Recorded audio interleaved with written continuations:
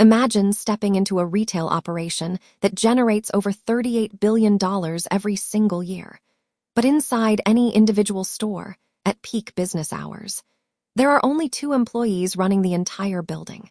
One worker stands at the register, scanning items and taking cash, while the second worker is in the back, frantically unloading thousands of pounds of fresh inventory off a wooden pallet.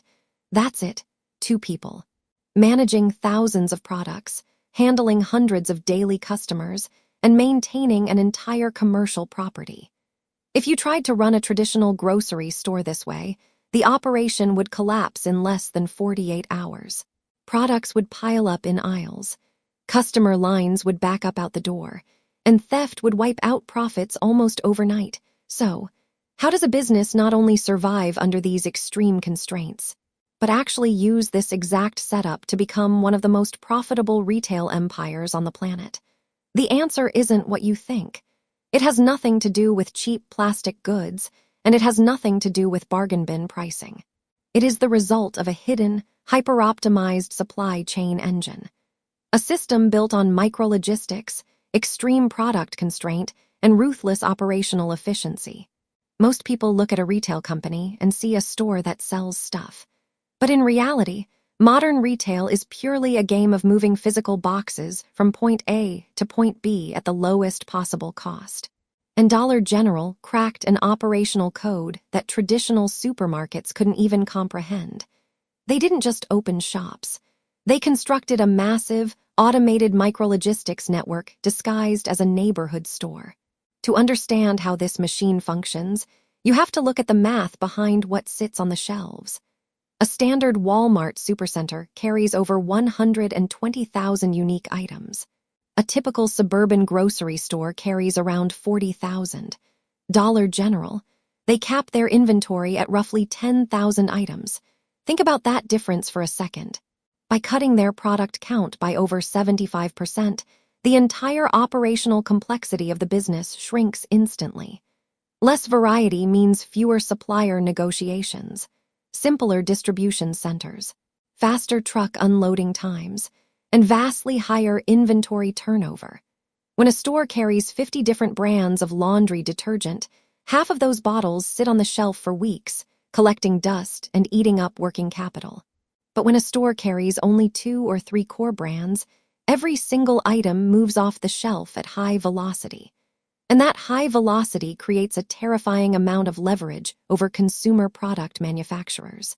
When you purchase 10,000 specific items in massive volume across 20,000 locations, consumer goods giants don't get to dictate terms to you. You dictate terms to them. Major global brands are literally forced to build custom manufacturing lines just to cater to Dollar General's specific packaging requirements. They produce smaller, single-serve packages designed to hit specific absolute dollar prices, like $2 or $3. The consumer gets a price point that fits their immediate daily cash flow, while the retailer secures a significantly higher profit margin per ounce. It is a subtle packaging strategy that generates incredible cash flow. But moving those custom packages into thousands of tiny stores across rural America requires a distribution grid unlike anything else in commerce. Imagine a massive, automated distribution center spanning over 1 million square feet, built out in the middle of nowhere. Inside this facility, automated systems and specialized crews work around the clock, packing dedicated delivery trucks. Each truck isn't just loaded randomly. It is packed in the exact reverse order of the delivery route. The pallets needed for the first store on the route are loaded last, positioned right at the back door of the trailer. When the truck pulls up to a remote location at 6 in the morning, the driver opens the back, rolls the pre-sorted pallets directly onto the sales floor, and drives away in under 30 minutes. There is no waiting around, no tedious sorting in a cramped backroom, no complex receiving process. The inventory goes directly from the distribution truck onto the store shelf, handled by that single-second employee working the morning shift. By keeping the driving distance between distribution hubs and store clusters tightly managed, the company creates a regional hub-and-spoke grid. Every single location sits within a carefully measured travel radius of a primary supply center. This guarantees that even the most isolated rural store receives fresh stock multiple times a week without incurring massive freight costs. While traditional competitors spend millions of dollars routing heavy semi-trucks to massive suburban centers.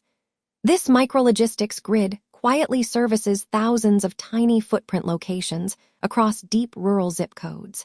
And that tiny physical footprint is the next critical piece of the puzzle. Opening a traditional retail store is a massive financial gamble. It requires acquiring prime commercial land, building a massive steel structure, installing complex refrigeration systems, and spending tens of millions of dollars before a single customer walks through the door. Dollar General flipped that high-risk model on its head.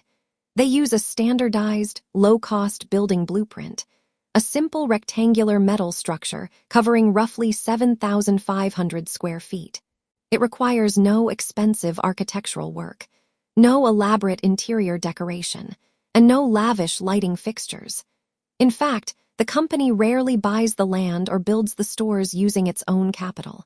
Instead, they partner with preferred real estate developers who buy the land, build the standardized structure to exact specifications, and lease it back to the company on long-term agreements. This developer-funded model means the company can launch a brand new store with minimal upfront capital expenditure. A new location can go from an empty plot of dirt to a fully operational retail store in less than 9 weeks. Think about the speed of that expansion. While a giant competitor takes 2 years to plan and build a single superstore, Dollar General can deploy dozens of micro-locations across an entire region, effectively surrounding the competition before they even realize what happened. If a specific location underperforms, the financial loss is minimal because the capital invested was remarkably low. If the location thrives, it begins generating positive cash flow almost immediately. It is a low-risk, high-speed rollout strategy that acts like a real estate algorithm, constantly expanding into every underserved pocket of the country. But running an empire on such extreme efficiency creates an intense amount of operational tension. Because when a store relies on just 2 workers, there is zero margin for error. If a delivery truck arrives late, if an employee calls in sick, or if foot traffic spikes unexpectedly, the delicate balance inside the store begins to fracture. In recent years, this lean operational strategy has pushed store employees to their absolute limits. Stockroom boxes spill out into shopping aisles. Inventory management becomes chaotic, and safety violations start to trigger heavy regulatory fines. When there aren't enough eyes on the sales floor, retail shrink and theft inevitably rise. Yet, from a pure financial perspective, the company's executive team faces a brutal calculation. Is it cheaper to pay extra labor costs across 20,000 locations, or accept a slightly higher rate of inventory loss and regulatory fines while maintaining maximum labor efficiency? For years, the math pointed clearly toward keeping labor as low as humanly possible. The savings generated by running 2-worker shifts far outweighed the operational friction it caused. And when economic turbulence hits the broader market, that low-cost structure becomes an indestructible armor. When inflation surges and fuel prices skyrocket, traditional retailers suffer from shrinking margins and declining foot traffic. Their massive buildings and heavy payrolls become financial anchors dragging them down. For Dollar General, an economic downturn does something incredible. It triggers a massive demographic wave called trading down. Middle-class shoppers, feeling the squeeze of rising living costs, start abandoning high-end supermarkets and big-box chains. They look for convenience, proximity, and low absolute dollar prices, and they walk straight into the nearest yellow-signed store. Suddenly, the micrologistics machine gains millions of new, higher-income customers. Without spending a single extra dollar on marketing or store expansion, their lean supply chain, low overhead, and hyper-efficient footprint allow them to absorb inflationary pressures far better than full-service grocers. Now, here is the ultimate question that Wall Street analysts are constantly asking. When a company already has over 20,000 locations across the country, how do they keep growing? Where does the next phase of revenue come from when rural America seems fully covered? The answer lies in their most ambitious logistics transition yet, a project known internally as DG Fresh. For decades, these stores avoided selling fresh produce and cold groceries because cold chain logistics are notoriously expensive and difficult to manage. Perishable goods rot quickly, require specialized refrigerated trucks, and create massive waste if inventory isn't moved fast. Historically, Dollar General relied on third-party distributors to deliver frozen and refrigerated items to their stores. But third-party distributors took a massive slice of the profit margin. So, the company decided to build its own internal cold chain distribution network from scratch. They built specialized refrigerated distribution hubs across the nation, bought thousands of cold storage trailers, and installed tens of thousands of cooler doors inside existing stores. By shifting from third-party delivery to self-distribution, they unlocked massive profit margins on everyday essentials like milk, cheese, meat, and fresh produce. They aren't just selling packaged snacks anymore. They are converting thousands of tiny dry goods shops into full-service microgrocery stores. This cold chain shift locks customers into an all-in-one shopping routine. Now, a shopper in a town of 1,500 people doesn't need to drive 30 miles to buy fresh dinner ingredients. They can get them 3 minutes away at their local discount store. They have effectively turned a simple discount shop into an essential life support system for thousands of rural communities.